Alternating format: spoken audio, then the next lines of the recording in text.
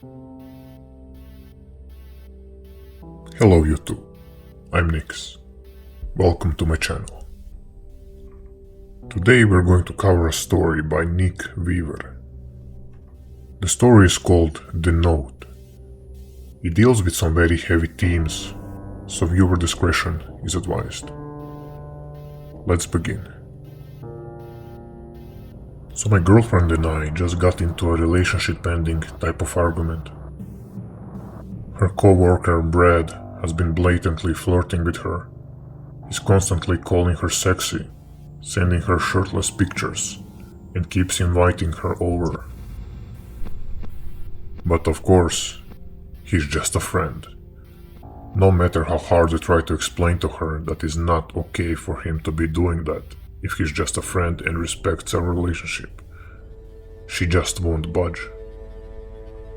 The argument ended with her storming out of our apartment and me left on the couch with my head in my hands.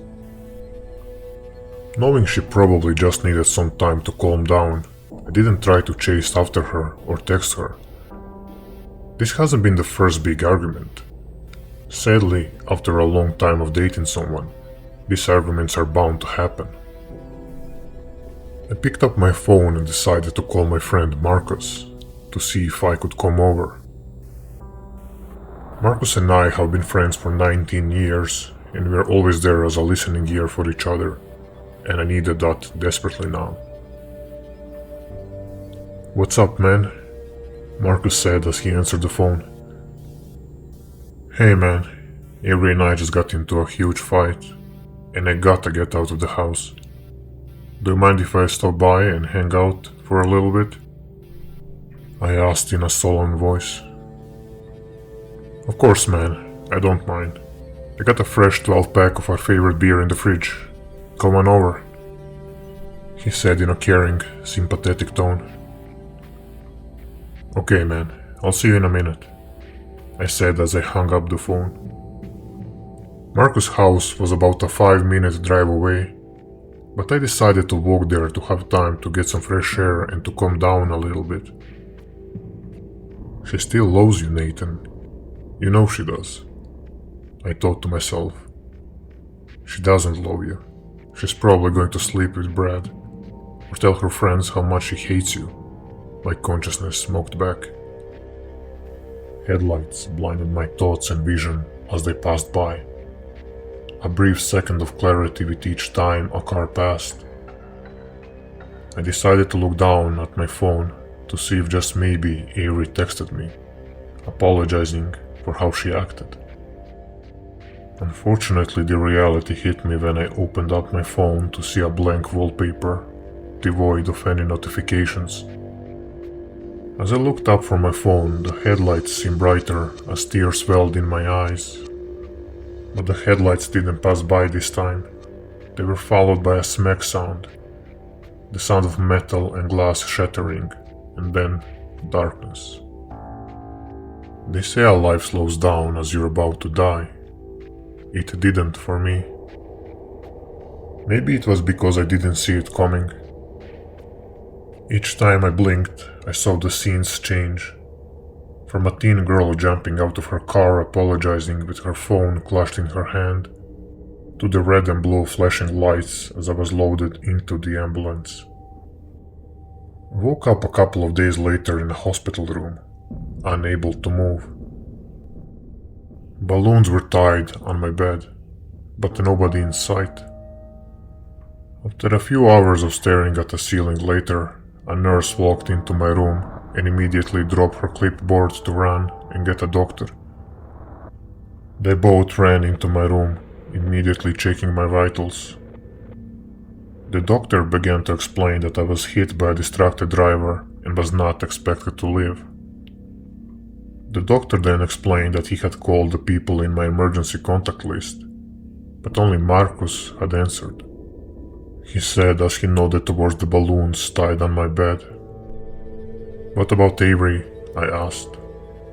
The doctor's face dropped to a sad expression as he explained to me that she had actually answered, but had told him she doesn't want anything to do with me anymore. He didn't want to tell me unless I had asked. I honestly wish I hadn't. The next few months felt hopeless. Even though I gained my motor skills back, I still felt so alone. Marcus had gotten a new job, so he was too busy to ever hang out. My apartment felt so empty without Avery or any of her things. I learned from a mutual friend Avery had begun dating Brad 2 months after the accident.